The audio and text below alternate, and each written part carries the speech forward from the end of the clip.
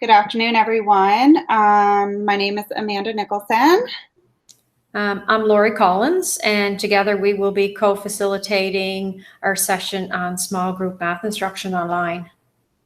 So we're both kind of, well, maybe not Laurie as much, but I'm a little newer to the Google Meet in this type of, I did it with students, but not with peers. So if you have any questions or comments, if you can please write them in the chat box, and I'll monitor the chat box, and we'll touch base on any of the questions after each slide. And just because of bandwidth, they've asked us if you could just keep your screensaver on or your video turned off, I guess, which all of you do, I think, anyway. So yeah, not a problem. Perfect. So back when we started doing online learning, I found that I was really missing doing small group instruction with my students. And Laurie and I have worked a lot together, and she does math support at my school. So we decided that we would start doing some small group math with my students. So through trial and error, these are some of the housekeeping items that we feel are really important when you're starting with small group instruction online.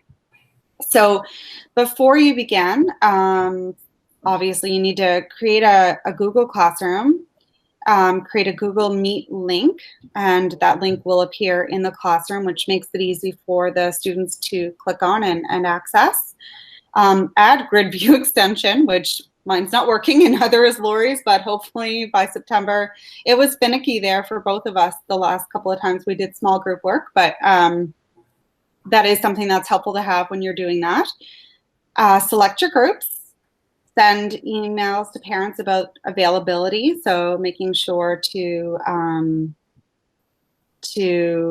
check with their schedules and try to make it work for them, and have students practice logging in ahead of time, because that can take a little bit of time for them to get used to navigating Google Classroom. And then weekly tasks. So what I did every week was contact the parents about the weekly meetings and let them know what time their child's meeting was.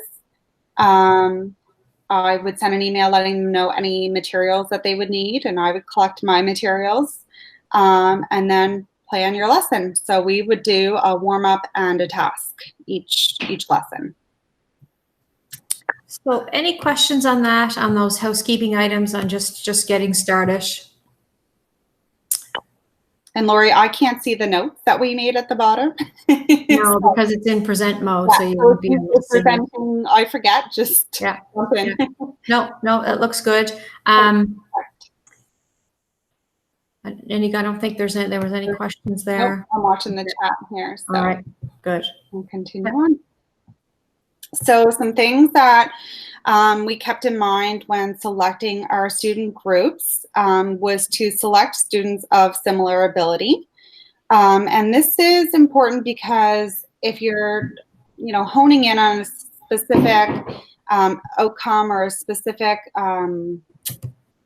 task that you want certain children to work on. Oh, sorry, I just have to admit someone here. Certain children to really focus on, then you want to be selecting students that are at similar ability so that they can all work on the activity together. Keep group times consistent each week, because what I found was I had some parents who worked from home and made sure that their half-hour lunch break or their half-hour morning break was during the time that their child would be in a meeting. So it was really important to make sure that stayed consistent for them, so that they could help their child get online, because especially with the lower grades, they are going to need their parents' support in doing that.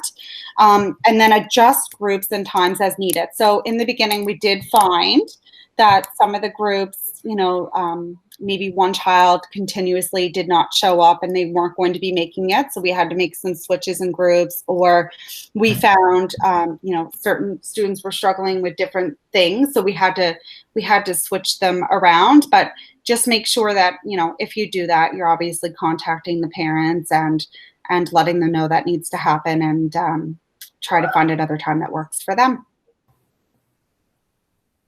All right. So want to pause a minute to see if there's any questions? Yeah. I should get better at my wait time anyway. So to add to some of the things Amanda was saying was, as she said, I'm a math support teacher, and I was already doing small group instruction with her students. So it was kind of a natural connection as to keep going with some of these groups. But we decided I only worked with a percentage of her classes, but we decided we would do it with the entire class and create groups. And ideally, we looked at about 4 to 5 students per group. That we found that was the ideal number, especially if you had 1 or 2 that wasn't showing up.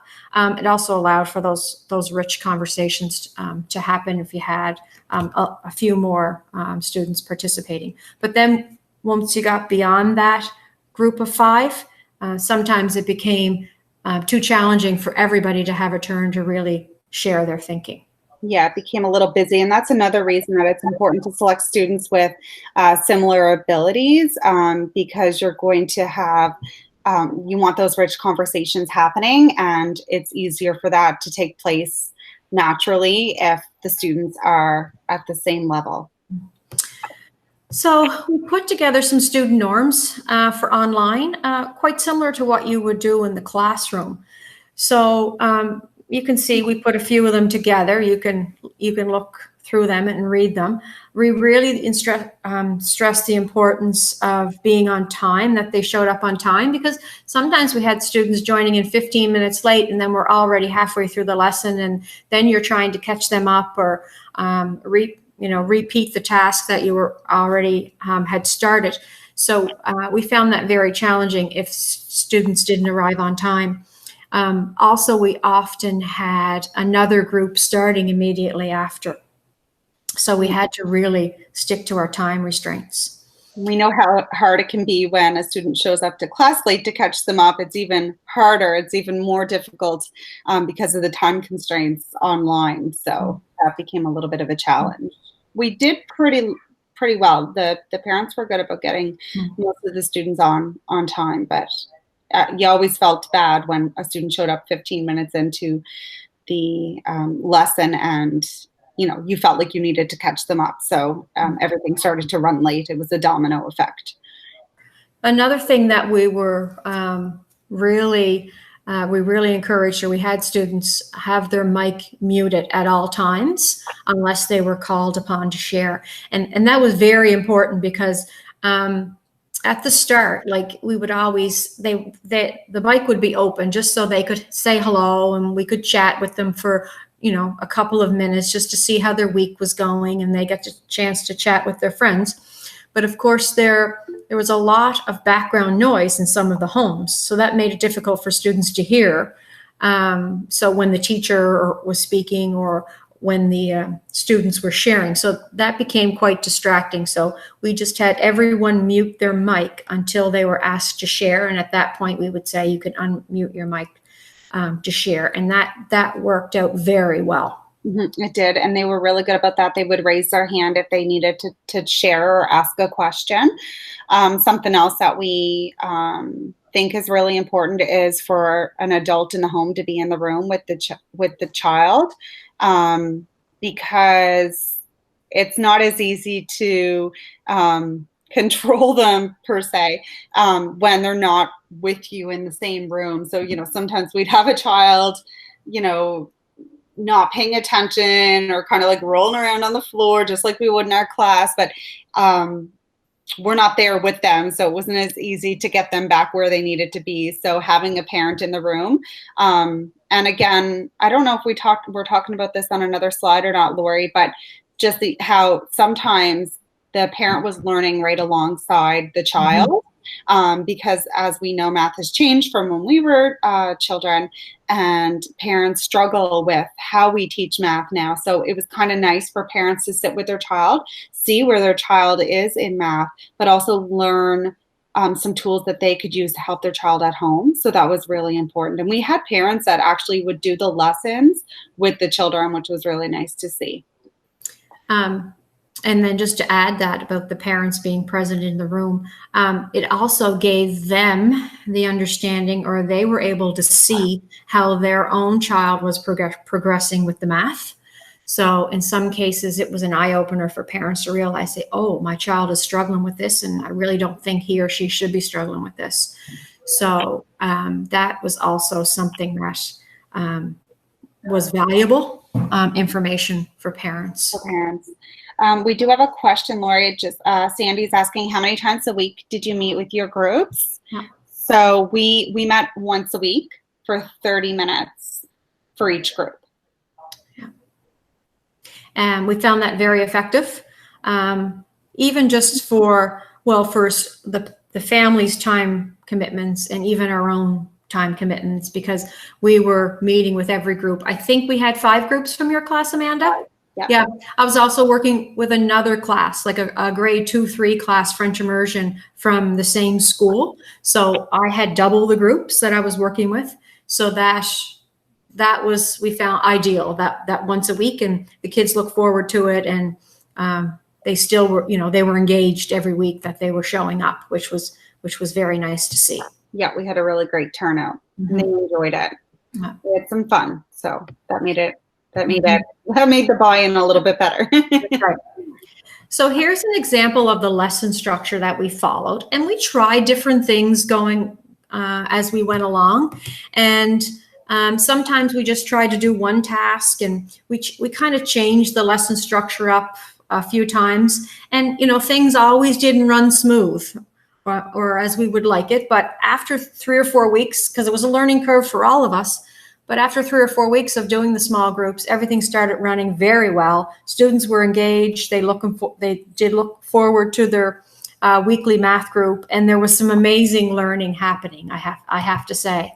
So we set it at 30 minutes, and we always started our lesson with a warm-up. And that normally was a number talk of some sort. And we usually tried to keep that at 10 minutes. And we were very diligent. We would set timers and really try to stay within those parameters. Again, because we felt that was optimum time to hold the 30 minutes was optimal time to hold their attention. Going beyond that, we felt that we started losing some of them.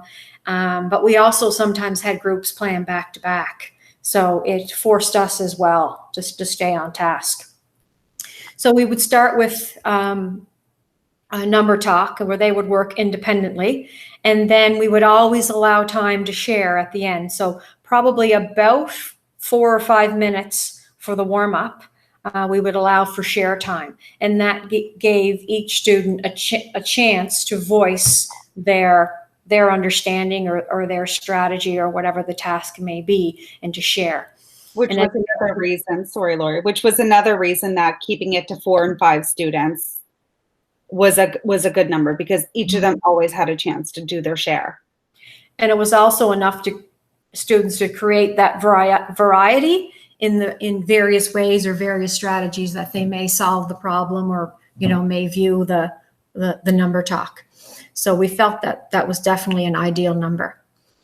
So then we moved into the final 20 minutes, which was always a rich task or problem-solving question. So where students really had to do some thinking, some solving. So that took them a little bit longer. So we would often give them about 10 minutes to do the task, and then we allowed the second 10 minutes for them to share. The only disadvantage of this, of course, is that students didn't have each other to work with that they do in the classroom.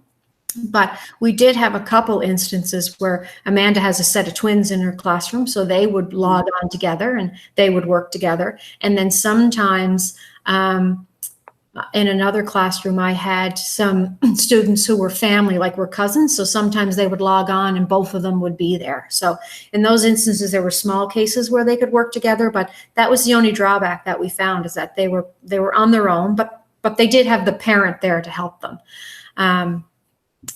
but then sometimes the parent might take them a little bit, like do a little bit too much for them. Yeah. So we really try to encourage the parent to sort of just be the moderator, just be there to facilitate, to support them and facilitate their work, as opposed to trying to do it for them.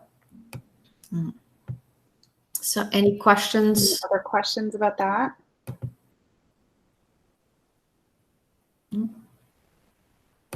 Okay. Good. Okay, so we're gonna do a lesson. So we're just basically going to take you through what a lesson might look like with our small group. And so to participate, normally we would have our students that their cameras are already on. We can see their hand when they're raising it. But because our cameras are all off, we'll just ask you, if possible, just maybe to share your answers in the chat box. Probably be the easiest thing to do. Yeah, I think so, yeah. Because we were encouraged to keep the cameras off, so I'm just worried that things might start to glitch if we turn the cameras on.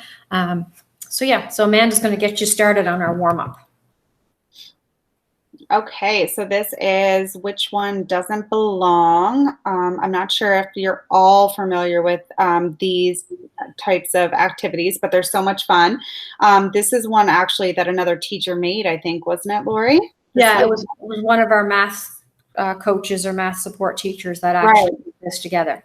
But there is an actual website called Which One Doesn't Belong, and there's hundreds of different examples of these, and they're so much fun. So basically you have 4 pictures, and there's no right answer, or I should say there's no wrong answer, as long as you can back up your answer. So you need to decide which one doesn't belong, and you need to say why. So maybe we can, I can't write on this, can I? Maybe we'll make them like 1, 2, 3, 4, or A, B, C, D. So like starting at the top left, A, B, or you could write it, and then bottom top left, C, D. So we'll give a minute or two so that you guys can write 1 or 2 reasons in there, and then I'll just share some of the ones that were written down. And this is a time now where students kind of, they'd raise their hand and they would just share out loud. Because it was such a small group, it was easy to do.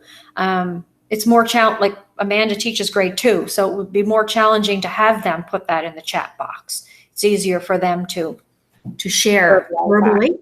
Yeah. And it was nice too, because sometimes one child would find 2 different, was able to tell 2 different ones that didn't belong and why. So that was nice. Okay, so what do we got here in the chat? The top left, because it's the only one with blue Lego. The red block, because it's the only one with a single block. Bottom left corner, because it is the only one with a white block. Top left, because it doesn't represent 8. Bottom left, Legos are connected. Ooh, I don't think we forgot that one when we did this. I don't think so. Top left, 2, so top right, because it only has 1 piece. Top left, because it makes 10, others make 8. Group of 10, all others have 8. Number 1 has 10, the rest have 8. Does anybody have one for the bottom right? I don't think we had one, did we? I don't think so. No. Did anybody think of a reason why the bottom right one might not belong? And we would do the same thing with our students. If something didn't come up, we would challenge them to try to find one that might not have been selected. And the other thing I would do, try to embed that math language in there. So if they were saying, because it only has 1 block, we might say, well, yeah, it only has 1 part. The other 2, it's showing the numbers in 2 parts, but this one is just showing in 1 part. Exactly. Yes. Marianne, I like that it's a double fact. And that was one of the things that our students came up with as well. And divided in half is another good one there too. Yeah. Exactly. So any questions on Is that? anyone familiar with the which one doesn't belong activities? I'm sure most people are. Okay. Yeah. Yeah. So much fun. The kids love it. Yeah. And this was kind of neat because this was just made from materials at home. Like I said, a math coach made it, and might have been even used on those learning grids that we provided to teachers. So yeah, it was nice. It's something that we could just, create at home and take a picture of. Well, and something that would be fun to challenge the students also would be to have them make their own which one doesn't belong and take a picture of it, and then show it at the next math group. Yeah, we actually have the which one doesn't belong in a following slide that we're going to come. Yeah, and we'll put the link in the chat box. So yeah, as we go on, we have a list of the different resources we used, and we have that in a document for you to access it. If you take the link, all you would have to do is copy the link and you'll have access to it, and they're all hyperlinked for you to access. Okay. So the next part would be our main part of our lesson, or our rich task. So I'm going to try something different here for the share purposes. I've created a Jamboard, and I'm going to put the Jamboard in the link for the Jamboard in the chat, and I'm going to ask you to click on it. And by doing that, it'll open up the Jamboard for your share for the rich task. So this isn't what I'm using here today is an example of an open-ended question. We use these a lot, and again, I'm sure you're familiar with them. They work well for students because they have more than one correct answer and then more than one strategy to obtain this answer. And then when doing these types of problems, students can work on the problem with strategies that make sense to them. And when they realize that there's when there's more than one way to solve a problem, this will often increase their confidence. We use this one. This was an example of one that we did use in our lesson. Oops, sorry. You add two numbers together. The answer is less than 100. What might the numbers be? So if you head over to the Jamboard, I don't know if you ever used a Jamboard before. Angela's saying she can't access it. Pardon me? It's telling Angela and Sandy that they need access to the Jamboard. Oh, I wonder if they are out of. Oh, for many. Is there anyone that was able to get in? Okay, let me see. Okay.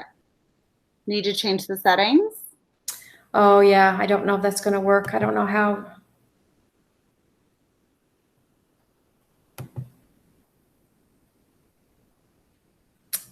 Yeah.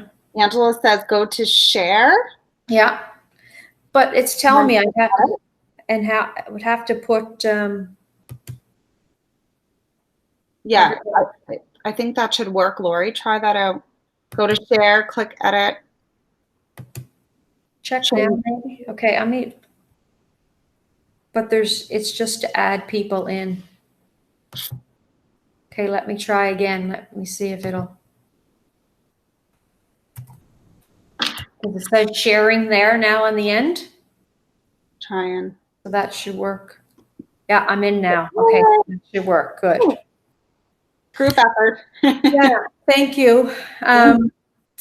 So if you look at the Jamboard, you on the left-hand side, the toolbar, there's a sticky note. It's the fourth icon down.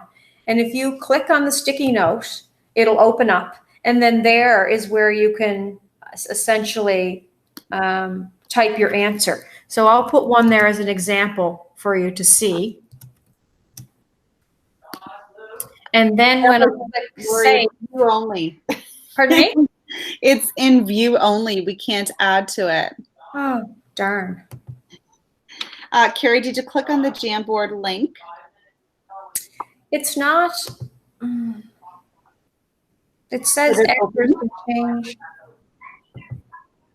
It's a Google extension, right? It's a Google Chrome extension. Yeah, it's See, now I haven't, it says to add people, but I don't think I can add everybody individually. Okay, we'll have to probably scrap that, I guess, unfortunately. Oh, I don't, because when I click share, it's just saying add people or groups. yes, Angela, it is wonderful when it works. Can you click share the link? Let's see. So I'm clicking on share. Go to view. And it says copy link, and that's what I did. I copied the link and I put it in the chat. But it's saying everybody can, oh, wait now. They need to be able to edit. Edit. Let's try that. Yeah. Sorry. Here, I thought I knew what I was doing. I think we've all been in that position before, so there's no Anyone with this link can edit. Okay, let me copy. Try again. Sorry. We're all learning something new here because I never used Jamboard until you showed me. And it's funny, this whole teaching online has become a learning process for us. It totally has. Yeah. It looks like we can do it now. So our job is to add two numbers together. The answer is less than 100. What might the numbers be? And really at this point, you can put your answers in the Jamboard there. Yeah. And that you don't even necessarily have to put the answer if you don't want. If you want to write it as an expression, like 12 plus 8, that's fine as well, because it doesn't really say that they have to provide the answer so much as just, what would the two numbers be? That's right. Yeah. So I know some of you are drawing, but there is the sticky note there below the arrow. One down is a sticky note, and it makes it, Exactly. So then you can move them around once they come up there. Some of you might have used Jamboard in the past, but this is just another way that, something a little more engaging. Once students understand how to use it, it's just a different way to share. Well, it's an easy tool as well. And I think the students being able to select their own little sticky note. I know sticky notes are a big hit in my classroom. So having that opportunity to use a sticky note and write their answers down would be a lot of fun for them. That's right. Okay. So we're getting some really good ideas. So of course, this is going to be a quick task for us, but certainly a little bit more challenging for our grade 2 students. So just a few questions that I would ask the students after they started putting together some of their answers, as opposed to just having them reading them off. I might ask them for some strategies that they used. And maybe in your chat box, you can talk about some strategies that would be helpful when trying to come up with these two numbers. Carrie's asking, why do people have 42 equals 10? I feel like they may have just put the equals instead of the plus. Instead of plus. Yeah, I think that's what happened. And Angela made a good comment there. Would be useful to have the students put their name on the sticky. And especially if you were assessing what they're able to do, that would be a great way to do that. Right. And the other thing is when they present, they can tell us the ones they've used as well. Yeah. Right. When they share, because they will have their lists, because they'll just usually have a piece of paper or a whiteboard with them at all times when we're doing these sessions. And they would just write their answers on their sheet of paper as well. So they could essentially tell us orally or write their name.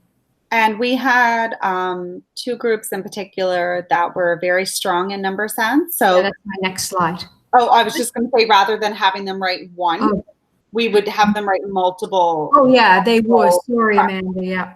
No, that's fine. Yeah, we'd have them write multiple ones. We might say, see if you can find 5 examples. Yeah. So any strategies that you use to come up with these two numbers? So these are the things we would like students to share, is how they, not necessarily to tell me what the numbers are, but how they arrived at those at those numbers. And the other thing that I would like for them to get out of this lesson, so sort of some of the main ideas was, did they necessarily have to find the exact number to know those two numbers made a sum less than 100? So that hopefully that things like, if the two numbers are less than 50, then they definitely will make 100 less than 100. Or if they used estimation, they could have essentially estimated to find out if those two numbers would give them a sum less than 100. So these are kind of the things that we're trying to pull from students when we're doing this type of task. Yes, using manipulatives to show it and try numbers would be another numbers below 50. So Nancy's question. So that's the next thing. Would you change the rules to push some of your students, for example, to show place value understanding? So we noticed that after doing this, some of our stronger students still relied on maybe single digits, maybe smaller numbers, and we knew that they could take this farther. So what we did is we changed the task. It was still open-ended, but we said, now you add two-digit numbers together. The answer is less than 100. What might these numbers be? And then that pushed those students to come up with some very creative ways to make a sum that was less than 100. Like we were getting numbers like 68 and 33, which was really nice to see. And from the same child before that, with the previous question, we might get 60 plus 2. So they felt like they were giving something more challenging, but they were just adding 2 to 60. So it was a simple question for them to answer. So yeah.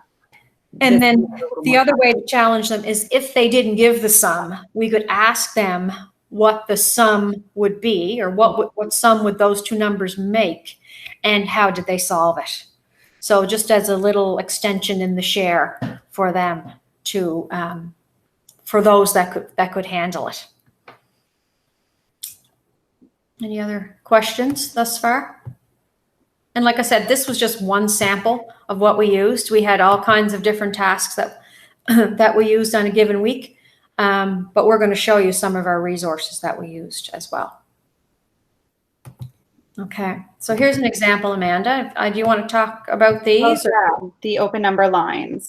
So we did some open number line riddles just before the pandemic. My students were adding and subtracting with base 10 and starting to use the number line to do those.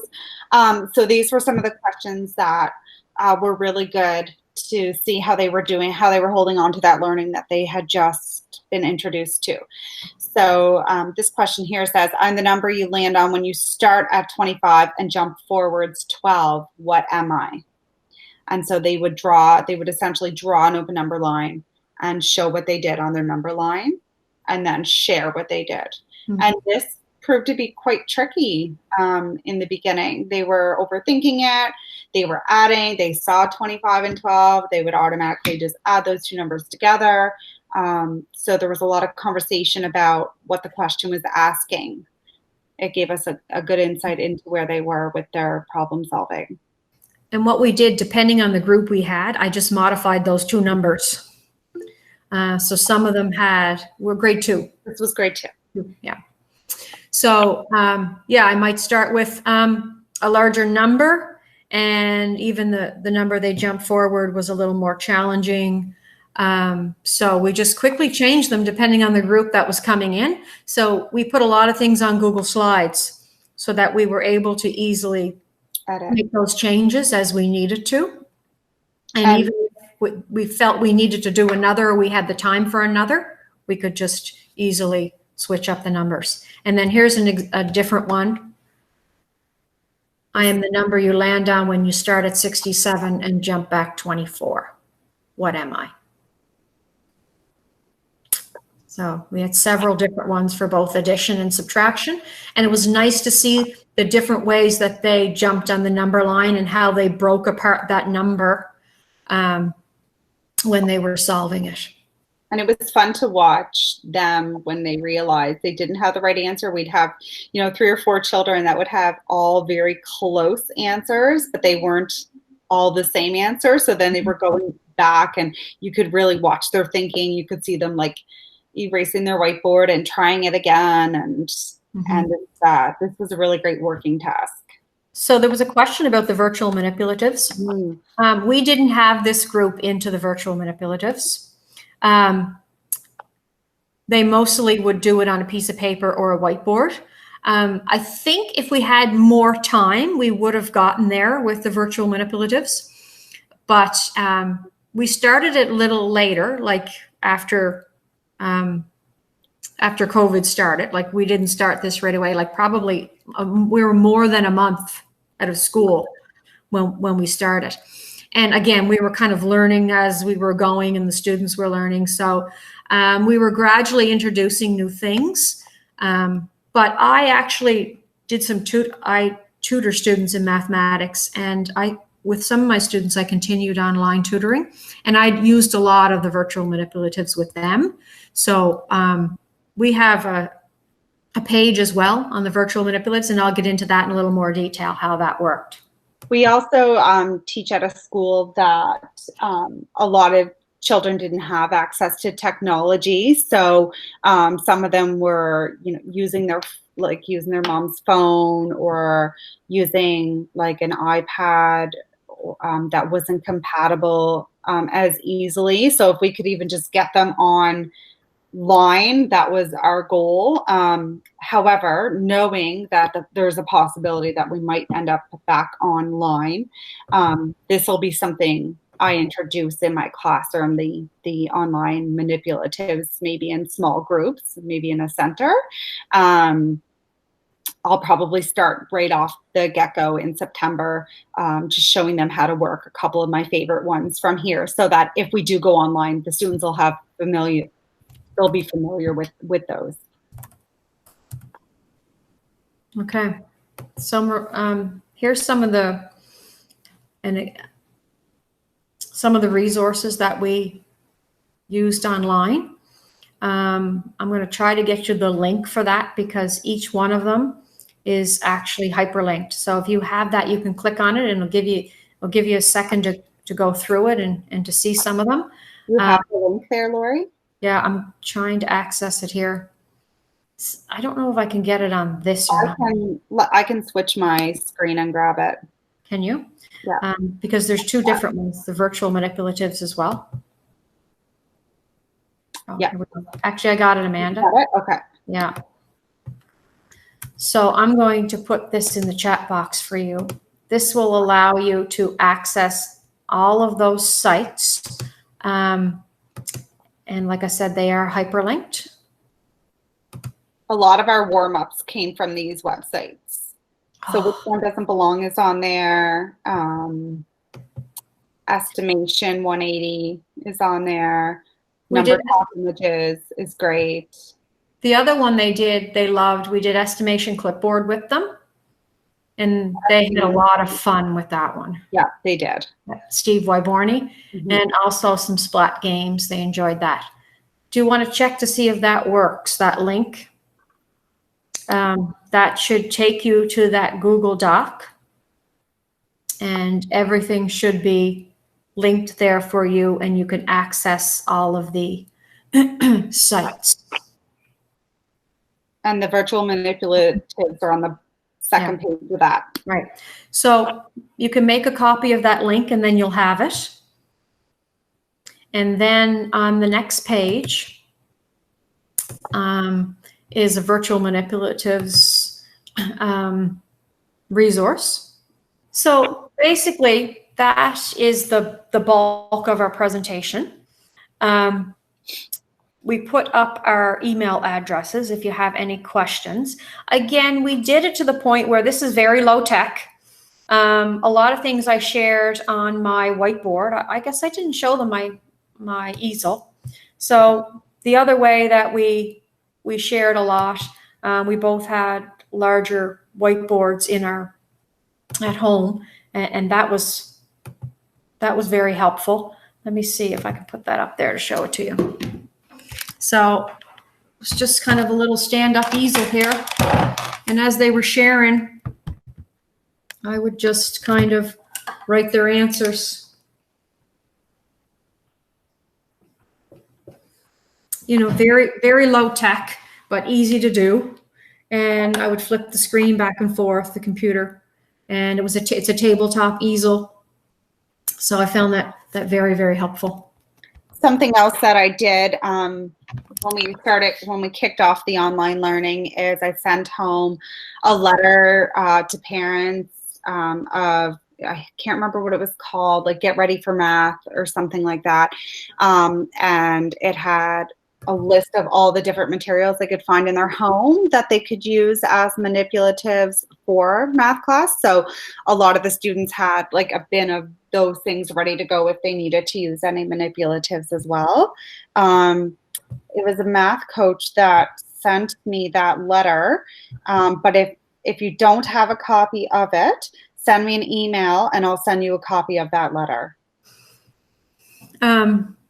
The other thing we did was the open middle problems.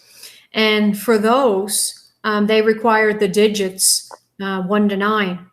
So we would provide them the template when we started our lesson, and then they were just able to place those digits into the template to make it work.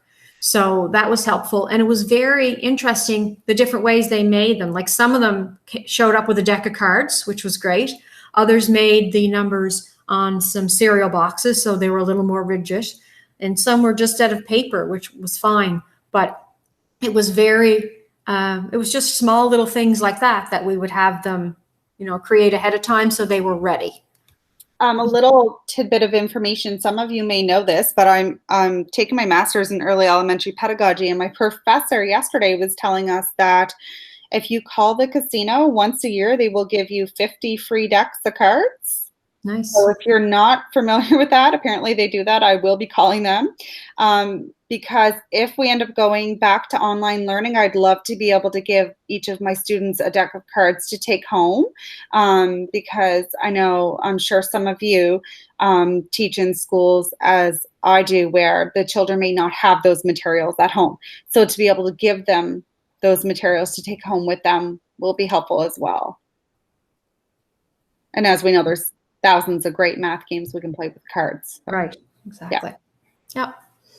So that's everything. And unless you have any questions, we'll let you go and enjoy the sunny day. But hopefully you found a little bit of information from this that would, if anything, get you started with online instruction. Again, it was very new to us and we were just kind of learning as we went along, and things did work out very well. It was very successful at the end. We had a lot of people asking if they were able to join our groups, so they would join in on our instruction and watch, you know, how we did it, and they found it very helpful. So hopefully you'll take a little bit back in case we end up doing this again, and you'll have a little bit of understanding as to how to get started at least.